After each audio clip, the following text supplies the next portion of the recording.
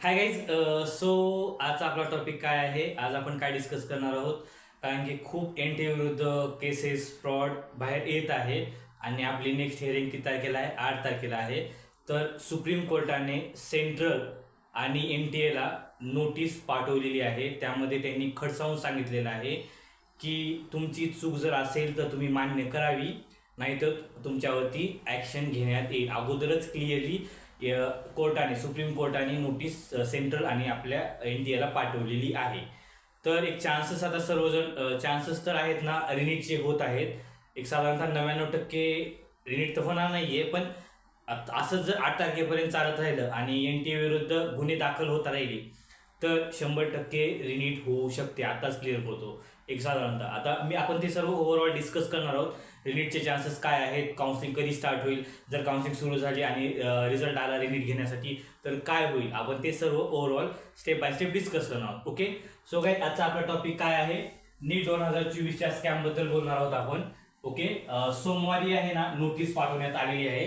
कशाला? सुप्रीम कोर्टाने नोटीस पाठवलेली आहे सेंट्रल आणि एनटीएला, नॅशनल टेस्ट एजन्सीला.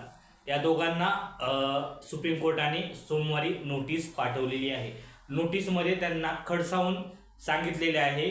आता आपण ते डिस्कस करू काय काय त्यांना सांगितलेलं आहे. कारण की आत्ता सांगतो तुम्हाला मी, सुप्रीम कोर्ट थोडंसं ॲग्रेसिव्ह दिसत आहे. त्यामुळे आहे ना चान्सेस खूप आहेत आपले रिनीटचे. पण पाहू आता काय होते स्टेप बाय स्टेप. आपल्याला काय आताच नाही समजत आपल्याला. आपण स्टेप बाय स्टेप पाहू. मी तुम्हाला थोडेसे टॉपिक त्या लेटरमधले काढलेले आहेत, आपण ते डिस्कस करणार आहोत. ओके, ठीक आहे. फर्स्ट ऑफ ऑल, पहिली सेटिंग काय दिलेली आहे त्यांनी ऐकून घ्या. इवन 0.001% निगेशियन्स मस्ट बी डेट with Supreme Court on NTA exam. यामध्ये यांचं म्हणणं काय आहे? 0.001 जर एनटीएची चूक आढळली, जर त्यांची एनटीएची चूक जर आढळली तर त्यांच्यावर ती ॲक्शन घेण्यात येईल. म्हणजे जर समजा एनटीए विरुद्ध जास्त गुन्हे दाखल झाले, इन केस इन फ्युचर, 8 तारखेला लास्ट डेट आहे, पण जर इन केस एनटीए विरुद्ध 0.001% जर त्यांच्या विरुद्ध सापडलं, म्हणजे त्यांनी पेपर लीक केलेला आहे किंवा कॉपीज पुरवलेले आहेत, ईडीसी जे काय असतील, जर ते सापडलं तर सक्त ॲक्शन घेतली जाईल. अगोदरच सुप्रीम कोर्टाने एनटीएला खडसावून सांगितलेलं आहे. यावरून असं दिसते की यावेळेस थोडंसं ॲग्रेसिव्ह वातावरण आहे. त्यामुळे मोस्टली चान्सेस रिनीटचे होतात. आता रिनीट कशी होईल, केव्हा होईल, ते आपल्याला लवकरच अपडेटमध्ये भेटतील. कारण की एक साधारणतः आणखी 10 ते 12 दिवस आहेत काउन्सिलिंग सुरू व्हायला आणि डेट देखील यायला. त्यामुळे सुप्रीम कोर्टानं जर 8 तारखेला सांगितलं रिनीट घेण्यात यावी तर रिनीट होऊ शकते. आत्ताच क्लिअर होतो तुम्हाला. कारण की एनटीए वगैरे काही नाही, सुप्रीम कोर्टाने जर लेटर काढलं रिनीट घेण्यात यावी तर रिनीट होऊ शकते. लक्षात, ठीक आहे. त्यानंतर आता प्रॉब्लेम काय झालेला आहे? खूप स्टुडंटचे प्रॉब्लेम झालेले आहेत. म्हणजे खूप विद्यार्थी कोर्टामध्ये गेलेले आहेत, त्यांचे प्रॉब्लेम झालेले आहेत. आम्हाला रिनीट हवी आहे वगैरे वगैरे जे काय असेल. कारण की वन बाय वन एक साधारणतः रोज काही ना काही एनटीए विरुद्ध बाहेर येत आहे. कॉपी लीक, ते पैसे घेतलेले सर्व आपल्याला न्यूजपेपरमध्ये वाचायलाच दिसते किंवा आपल्या चॅनलवरती देखील दिसते किंवा आपल्याला न्यूजमध्ये देखील सांगण्यात येते. कारण की रोज काही ना काही एनटीए विरुद्ध गुन्हे दाखल होत आहेत आणि त्यांचे गुन्हे समोर येत आहेत. त्यामुळे हे वातावरण थोडंसं किचकट आहे आता. ओके. त्यानंतर आता एनटीएनं काय म्हणते त्याला, सुप्रीम कोर्टाने क्लिअरली सांगितलेले आहे. सुप्रीम कोर्टाने काय म्हणलेलं आहे एनटीएला, जर तुमची मिस्टेक असेल तर तुम्ही ॲक्सेप्ट करा. काय म्हणते एनटीएनं, सुप्रीम कोर्टाने सांगितलेलं आहे, जर तुमची मिस्टेक असेल तर तुम्ही ॲक्सेप्ट करा. फाईट करत बसू नका. नॉट फाईट पिटिशन्स, म्हणजे जे पिटिशन असेल त्याच्यावरती फाईट करत बसू नका. कारण की 0.011% जर ते सापडले तर 100% ॲक्शन घेतली जाईल. ॲक्शन एक साधारणतः रीड देखील होऊ शकते, नाहीतर ज्या विद्यार्थ्यांना लपवलेले आहे एनटीएने त्या विद्यार्थ्यांवरती ॲक्शन केली जाऊ शकते. त्यांची जी काउन्सिलिंग आहे ती रद्द होऊ शकते. एक साधारणतः 1563 विद्यार्थी दाखवलेले आहेत, पण ओव्हरऑल आकडा म्हणायचं म्हणलं तर एक साधारणतः 2 लाखापर्यंत विद्यार्थी आहेत तसे. 2 लाखापर्यंत विद्यार्थी आहेत तसे.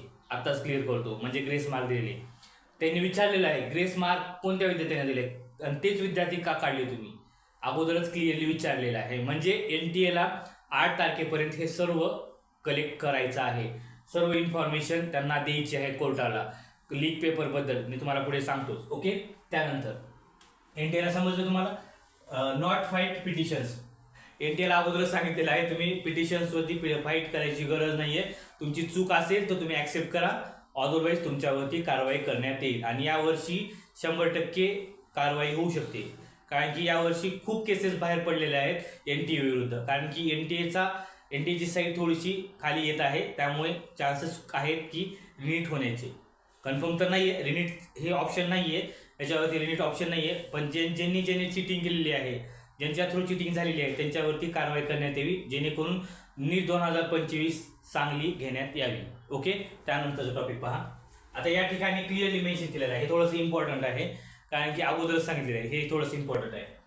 Imagine a person who has played fraud on the system becomes a doctor, he is more delicate to society, the bench further notice.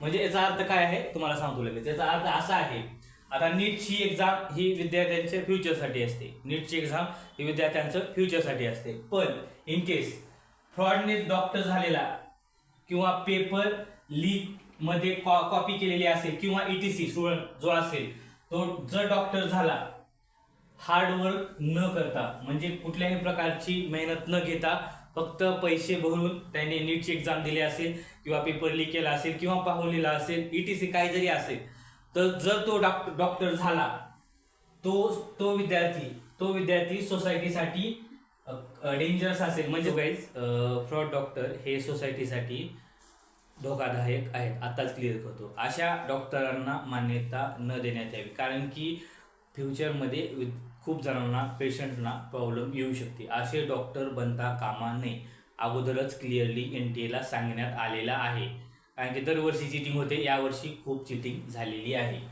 ठीक आहे. आणि सोसायटीसाठी खूप मोठा लॉस असेल असे डॉक्टर जर पास आउट झाले, अदर कंट्रीचे असतील किंवा आपले महाराष्ट्रातले असतील किंवा अदर स्टेटचे असतील, असे डॉक्टर होता कामा नये.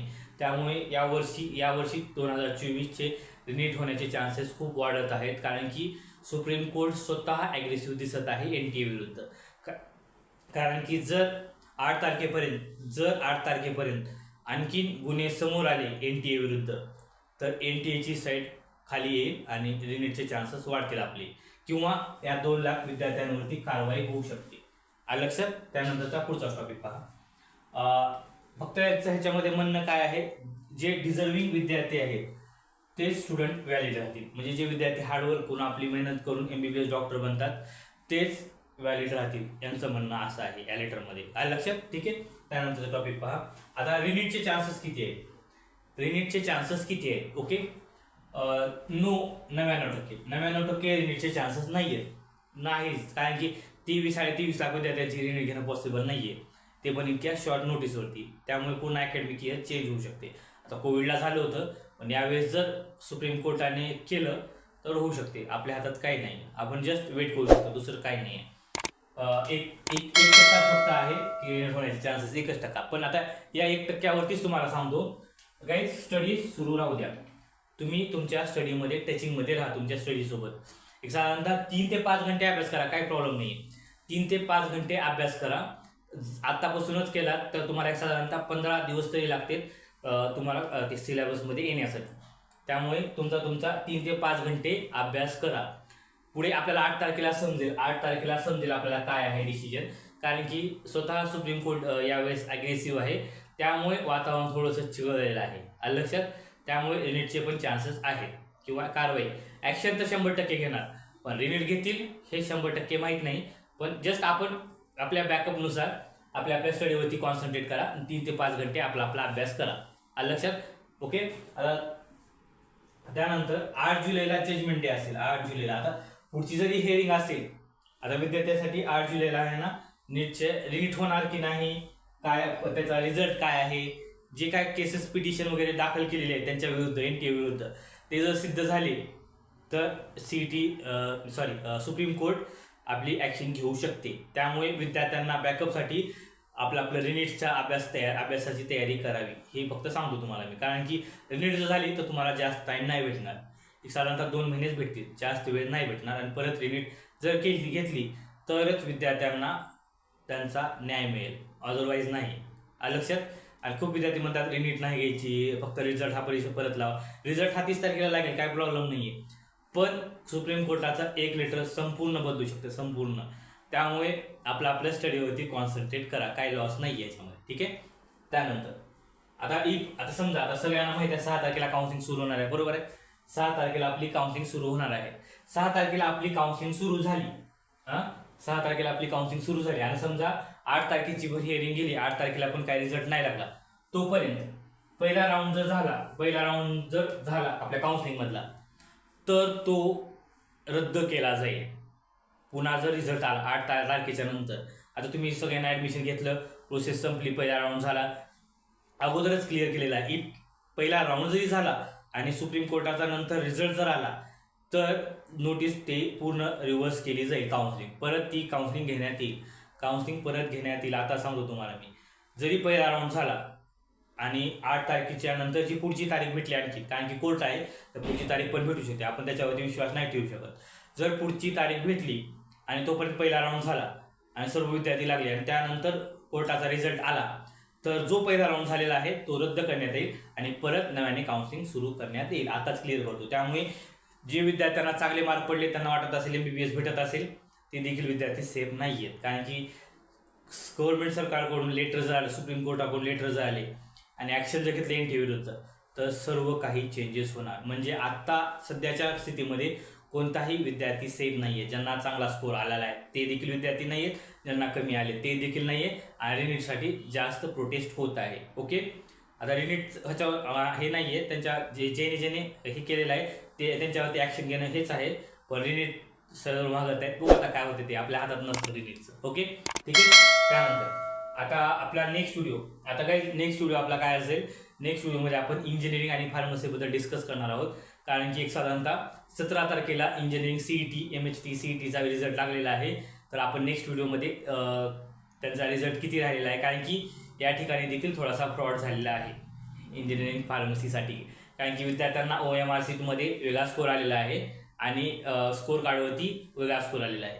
त्यामुळे यांचा देखील फ्रॉडमध्येच आलेला आहे रिझल्ट. ओके. काय अडचण वगैरे असेल, मी माझा खाली नंबर दिलेला आहे, तुम्ही मला कॉल करून डिस्कस करू शकता.